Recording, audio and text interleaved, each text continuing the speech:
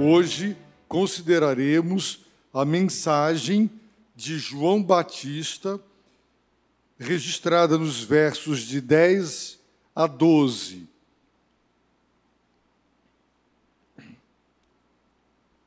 Disse João Batista: e o machado já está posto à raiz das árvores. Aquela que não produzir bom fruto será cortada e lançada no fogo. Eu, na verdade, vos batizo com água, tendo por base o arrependimento. Mas aquele que vem depois de mim é mais poderoso do que eu. Não sou digno nem de carregar suas sandálias. Ele vos batizará com o Espírito Santo e com fogo.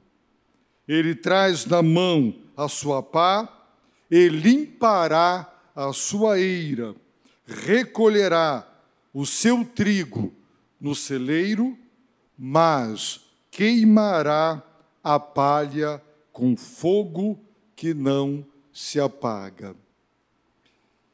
Quem é Jesus? O que ele fez? Duas perguntas cruciais. Quem é Jesus? O que ele fez? A primeira nos ajuda a compreender sua pessoa. A segunda, a compreender a sua obra. Nós cremos que ele veio. Cremos que ele veio porque ele foi enviado. O Filho de Deus foi enviado ao mundo com uma missão, com um propósito. Quem é ele e o que ele fez? Nós aprendemos com João Batista que Jesus é aquele que batiza no Espírito Santo e no fogo. Portanto, quem é ele? Ele é o batizador. De acordo com o registro do Evangelho de João, Deus, o Pai, deu a João a seguinte indicação e sinalização. João disse: eu, João Batista, não o conhecia, mas aquele que me enviou para batizar com água, Deus, o Pai, disse-me: aquele sobre quem vires descer e permanecer o Espírito, este é o que batiza com o Espírito Santo. Quem é que batiza com o Espírito Santo? Jesus. Ele é o batizador. Quem é ele? O batizador. O que ele veio fazer, agora na versão de Mateus para o ensino de João, ele veio batizar com o Espírito Santo e com fogo. João apareceu no deserto, um lugar inóspito, quente, perigoso, distante, inabitável.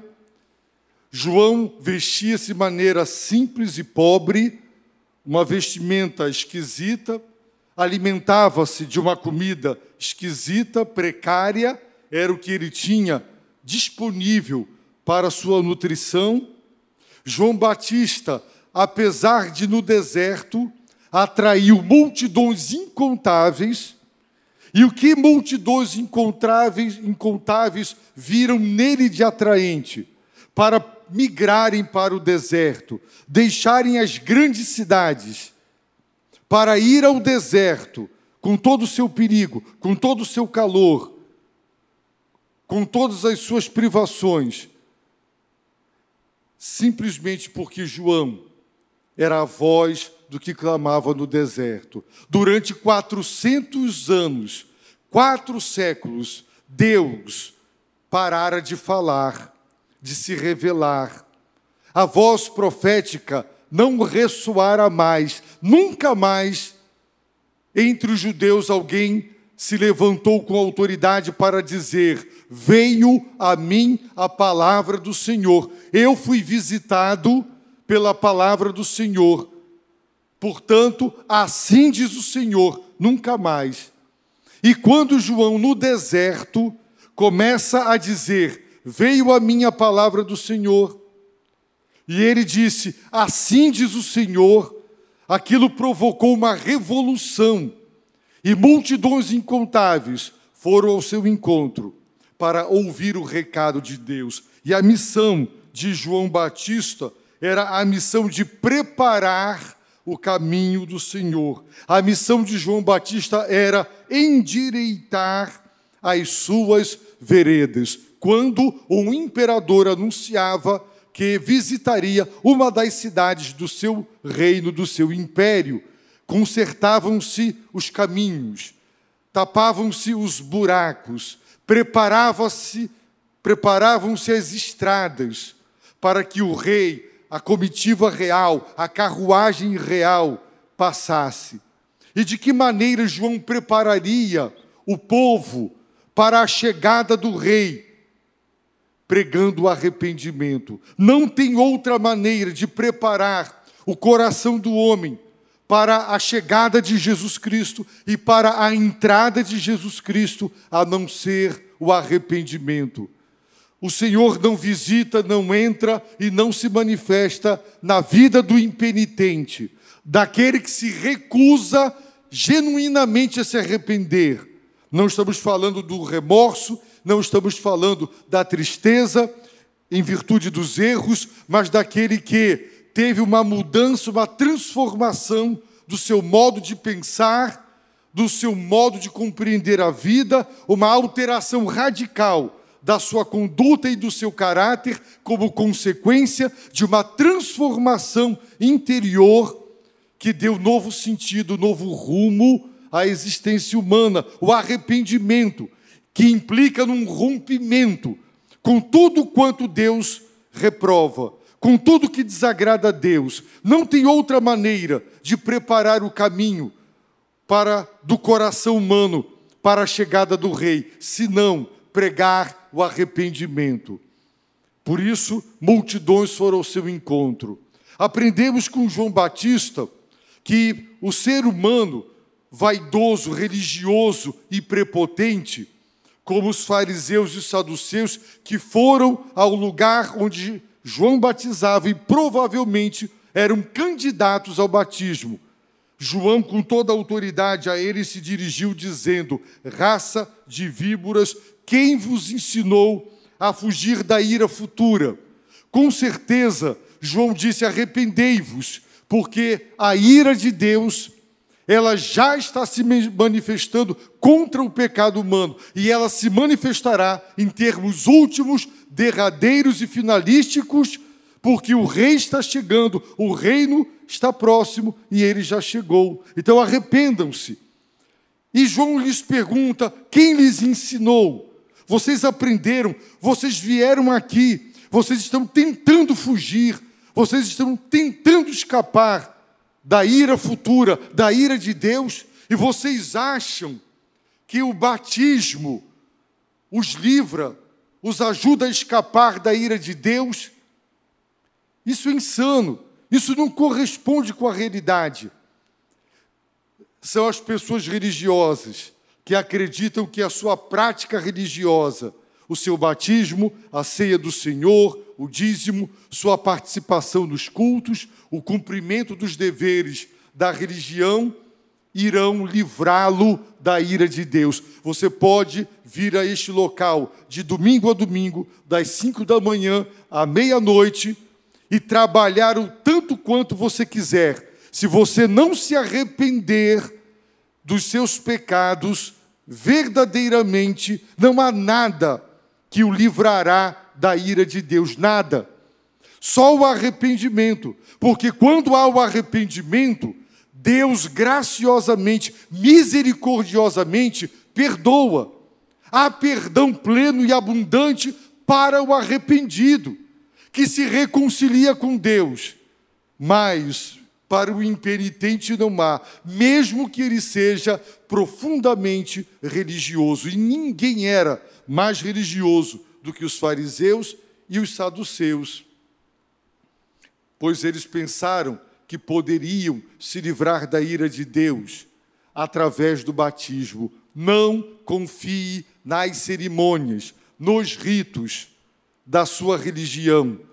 Nada pode lhe salvar, só o arrependimento. Então, João exigiu produzir fruto próprio de arrependimento. Produzir, apresentem.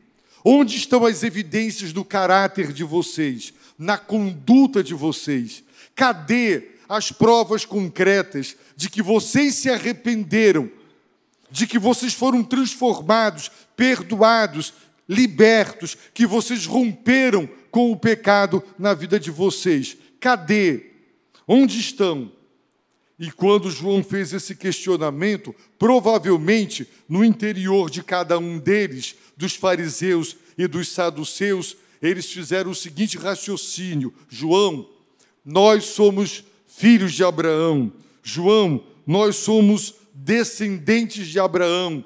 João, nosso pai é Abraão. Deus fez um pacto com Abraão e com a sua descendência, e nós fazemos parte desta descendência que tem um pacto, uma aliança com Deus. Nós estamos seguros, nós estamos salvos. E João disse: não fiqueis dizendo a vós mesmos.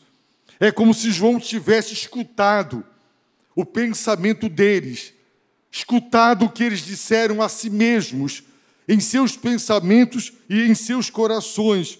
Parem de dizer: Abraão é nosso pai. Assim como Deus fez do barro o primeiro homem e soprou em suas narinas o fôlego de vida, e da costela deste homem a mulher, Deus também pode, dessas pedras, provavelmente ele apontou para elas, Deus pode dar filhos a Abraão.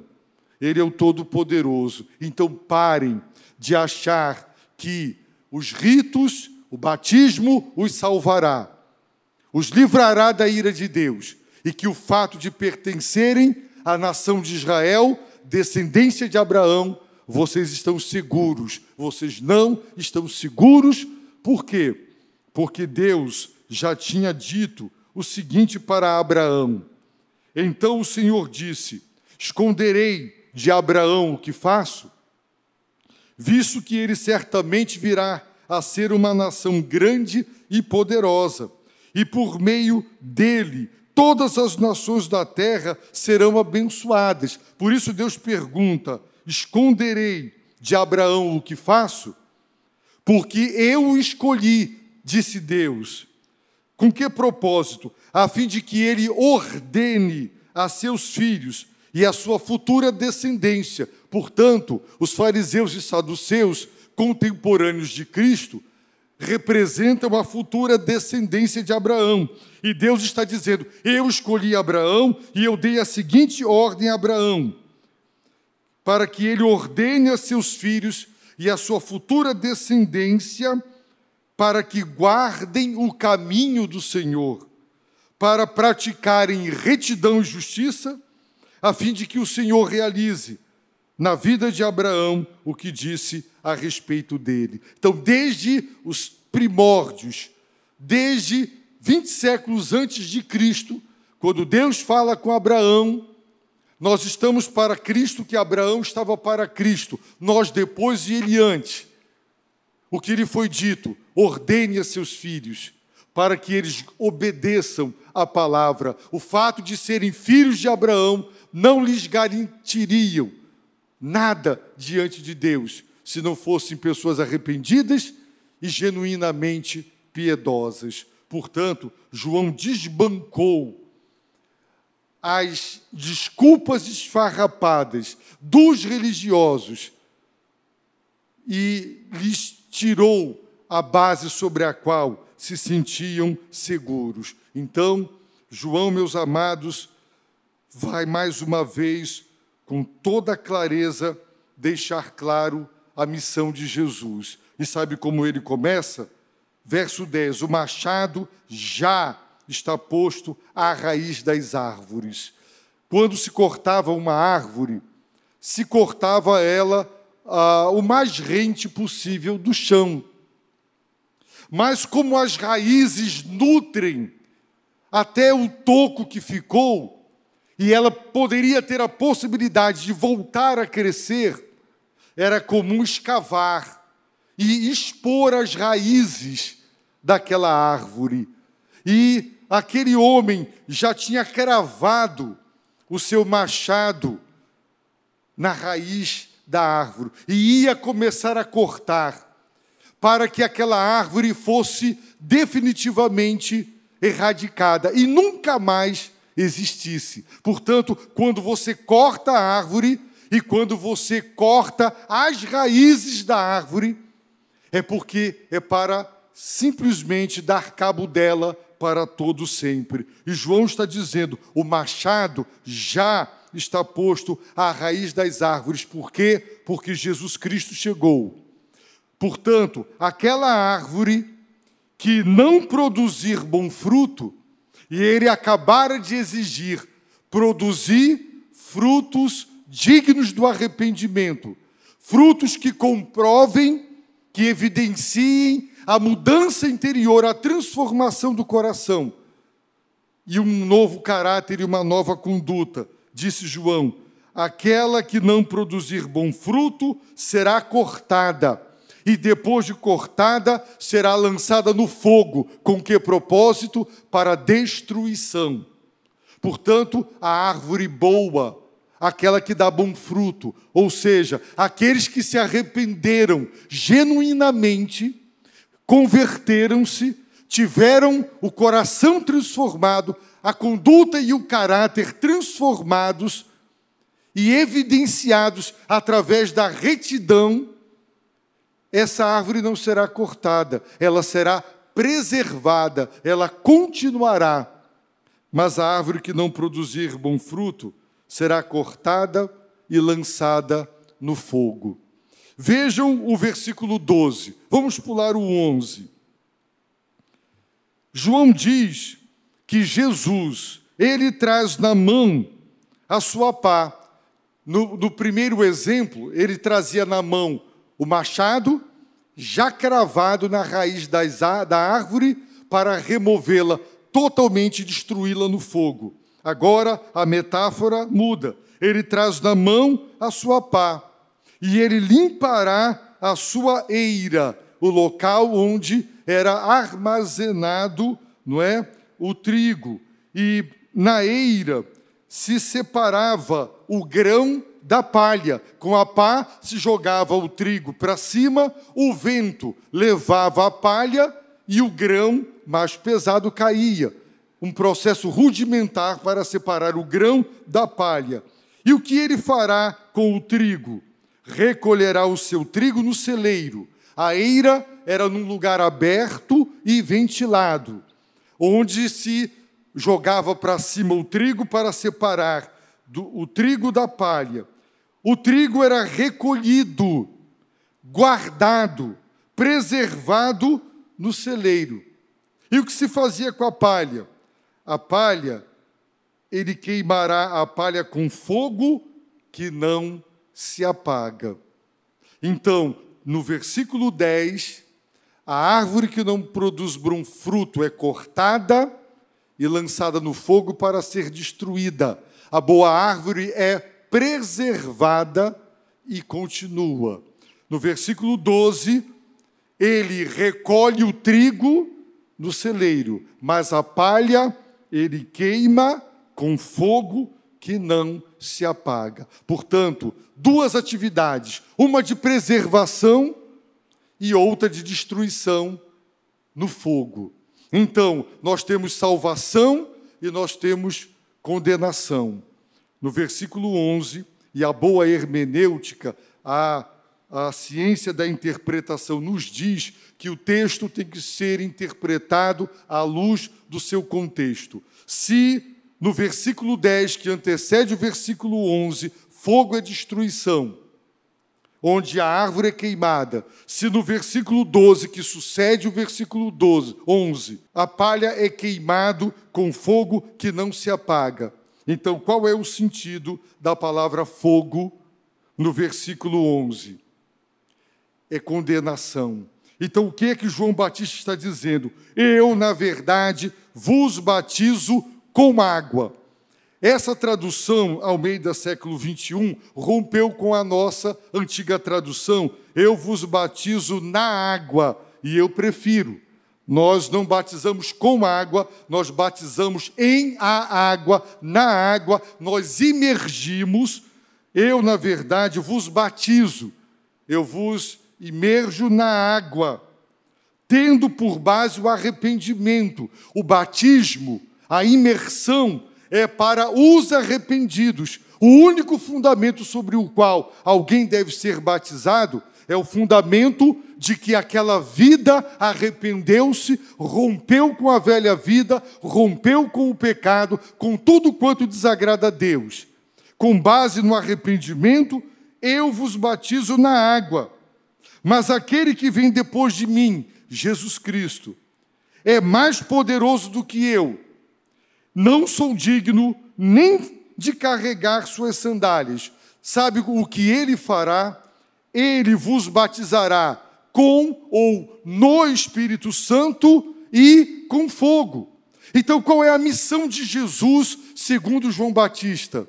Batizar no Espírito Santo os que se arrependerem e crerem, salvá-los, porque a árvore que produz bom fruto, ela é preservada. Mas a árvore que não produz bom fruto, ela é cortada e lançada no fogo. Então Jesus veio batizar a humanidade, os que se arrependerem e crerem no Espírito Santo, e os que se mantiverem na impenitência, na rebelião, na dureza de coração, o Senhor os batizará no fogo. Portanto, ele veio salvar e condenar. Ele veio batizar os salvos no Espírito, nos imergir no Espírito. Por isso a Bíblia diz que quando ocorreu o batismo no Espírito Santo, em Atos 2, eles ficaram cheios do Espírito, porque ninguém é pato, você não mergulha e sai seco. Quando você mergulha, quando você é imerso, quando ocorre a imersão, você sai cheio d'água, encharcado, portanto, cheio de água, cheio do Espírito. Vejam a missão de Jesus: batizar no Espírito, mergulhar você no Espírito, imergir você na bendita pessoa do Espírito Santo. É por isso que aquele vazio de outrora dá lugar ao preenchimento, porque quando você é batizado no Espírito, você se torna uma pessoa cheia do Espírito. E isso ocorre no momento que você, ao ouvir o Evangelho, você se arrepende e você crê. Jesus o batiza no seu Espírito. E o batismo na água, um dos símbolos do batismo na água é o batismo no Espírito Santo. Só deve batizar-se na água aqueles que se arrependeram. João disse, eu vos batizo na água com base no arrependimento. Jesus batiza no Espírito Santo com base no arrependimento. Portanto, não é uma experiência que ocorre após a conversão como produto de uma busca intensa. O batismo no Espírito Santo ocorre no momento, no exato momento em que o homem se arrepende, a mulher se arrepende dos seus pecados e se converte. Naquele momento, o homem e a mulher são batizados, imersos, mergulhados no oceano do Espírito e se tornam cheios do Espírito Santo. Por isso João Batista disse, Deus o Pai lhe disse, aquele sobre quem vires o Espírito descer e permanecer, é este o que batiza no Espírito Santo. No entanto, o Senhor também batizará no fogo, ou com fogo. Vamos ver, Mateus capítulo 7, versículo 19, Jesus disse, toda árvore que não produz fruto bom é cortada e lançada onde? No fogo. Para quê? Para purificar? Não. De fato, o fogo, nas Escrituras, tanto pode ser o fogo que queima sem destruir, a sarça ardente, purifica, mas não destrói, o fogo da purificação, como o fogo do juízo, que queima e que destrói, que reduz a pó. Disse Jesus: toda árvore que não produz fruto bom é cortada e lançada no fogo. Mateus 13, verso 30. Mateus 13, verso de número 30. Deixai, disse Jesus, ao falar da parábola do joio e do trigo, deixai ambos, trigo e joio, crescerem juntos até a colheita. Na época da colheita, direi aos que fazem a colheita: ajuntai primeiro o joio e atai-o em feixes para queimá-lo. O trigo, porém, recolhei-o no meu celeiro. O que se faz com o joio? Atados em feixes para serem queimados. Veja de 40 a 42 do capítulo 13. Assim, disse Jesus, explicando a parábola, como o joio é colhido e queimado no fogo, assim será no fim do mundo. O Filho do Homem enviará seus anjos e eles ajuntarão do seu reino tudo que serve de tropeço, o joio, e os que praticam o mal, os que não se arrependeram, e os lançarão na fornalha de fogo. Ali haverá choro e ranger de dentes. Portanto, o fogo que queima para destruir é o fogo do inferno, é o juízo de Deus sobre os impenitentes. Versículo 50. Versículo 49. Assim será no fim do mundo. Os anjos sairão, os anjos separarão os maus dentre os justos e os lançarão na fornalha de fogo. Ali haverá choro e ranger de dentes. Novamente o fogo como símbolo do inferno, da destruição do justo juízo de Deus. Mateus, capítulo 18, versículos 8 e 9.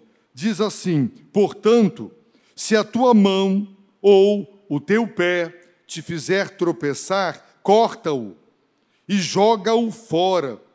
Para ti é melhor entrar na vida defeituoso ou aleijado do que, tendo duas mãos ou 2 pés, ser lançado no fogo eterno. E se o teu olho te faz tropeçar, arranca-o e joga-o fora. Para ti é melhor entrar na vida com um só olho do que, tendo os 2 olhos, ser lançado no inferno de fogo. Mateus 25, verso 41. Mateus 25, 41. O que disse o Senhor Jesus? Então, ele dirá também aos que estiverem à sua esquerda: malditos, afastai-vos de mim para o fogo eterno, preparado para o diabo e seus anjos. Jesus Cristo veio. Ele veio para batizar no Espírito Santo todos os que se arrependerem e crerem no Evangelho. Mas ele também veio para batizar os impenitentes no fogo que não se apaga. Qual é o fogo que não se apaga? Para nos ensinar a eternidade do inferno. É o fogo do inferno.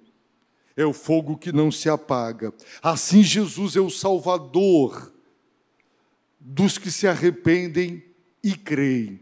Mas Ele é o juiz. Ele batiza no fogo aqueles que se mantêm rebeldes, que se recusam a se arrepender e a segui-lo com fidelidade, em arrependimento, convertidos genuinamente. Portanto, quem é Jesus? Ele é o batizador. O que ele veio fazer? Ele veio batizar. Quem? Os salvos, os arrependidos no Espírito, e os impenitentes no fogo, no juízo de Deus. Esse Jesus que muita gente diz, ele é amor. Jesus é amor, e isso parece que virou desculpa para tolerar tudo que se possa imaginar, por um desconhecimento, porque ele disse, pensais que vim trazer paz à terra? Não, eu vos digo, eu vim trazer espada. As pessoas que só destacam o fato de que ele é amor, e de fato é, compassivo e misericordioso, mas simplesmente ignoram, propositalmente, que ele não veio trazer paz à terra, ele veio trazer guerra, espada, porque a sua presença na vida de uma pessoa e na vida de uma família provocará divisão, porque muitos o aceitarão porque ele tem Cristo e outros o rejeitarão porque ele tem Cristo. Só quem não conhece o Evangelho ou o distorceu é que ainda não entendeu a missão do Filho de Deus. Por isso, João preparou o coração dos seus ouvintes para a chegada de Jesus, dizendo, arrependei-vos. Só assim o coração está preparado. A pergunta que é preciso ser feita, você já se arrependeu dos seus pecados? Cadê as evidências do arrependimento? Você mentia, agora não mente mais. Você roubava, agora não rouba mais. Você adulterava, você não adultera mais. Você era corrupto, você não é mais. O arrependimento não traz a perfeição, mas traz uma mudança significativa e profunda.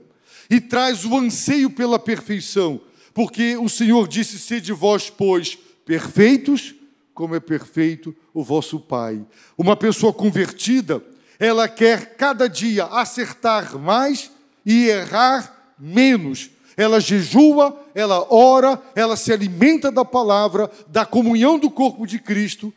Ela aproveita tudo quanto a igreja promove para o seu crescimento na fé, o seu fortalecimento, de modo que, com socorro dos céus, com o poder do Espírito, ela consiga vencer seus pecados e ela consiga andar como Cristo andou. Cristo veio batizar.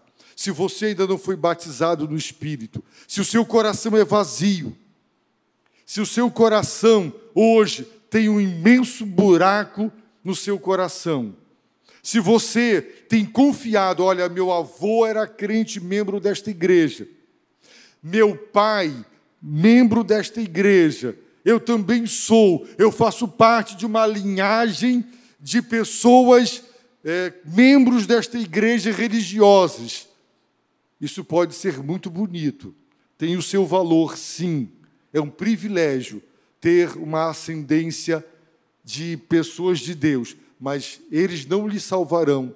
Seu batismo, sua genealogia, sua árvore genealógica, a espiritualidade dos seus pais, avós, bisavós, ninguém os ajudará, a não ser um arrependimento genuíno. Por isso, Jesus pregou, arrependei-vos e crede no Evangelho. Ele vai mergulhar você no seu espírito, e ele é santo. Se você for mergulhado no Espírito que é santo, você se tornará santo. Por quê? Porque você foi mergulhado na santidade daquele que é santo. Você será mergulhado nesse Espírito, que é o Espírito de Cristo. Por isso a Bíblia diz que quem não tem o Espírito de Cristo, esse tal não pertence a ele. E você tem o Espírito de Cristo quando você é batizado nele, mergulhado nele. Não queira ser batizado no fogo. É o fogo da destruição, que é o justo juízo de Deus sobre os impenitentes. Por isso, nesta noite, eu convoco você ao arrependimento. Seja você batizado ou não, Já ouvi pessoas dizerem: pastor, posso me batizar de novo? E eu perguntei: por quê? Porque aquele batismo não valeu. Naquela época eu estava convencido, eu não era convertido. Posso. Eu queria me batizar de novo, para que ele tivesse valor, para que simbolizasse a verdade de que realmente eu sou uma pessoa salva por Jesus Cristo. Confie em Deus, confie em Cristo, confie no sacrifício de Jesus Cristo, pois ali o seu sangue foi derramado para que, se você se arrepender, Ele perdoe você e o batize no seu espírito.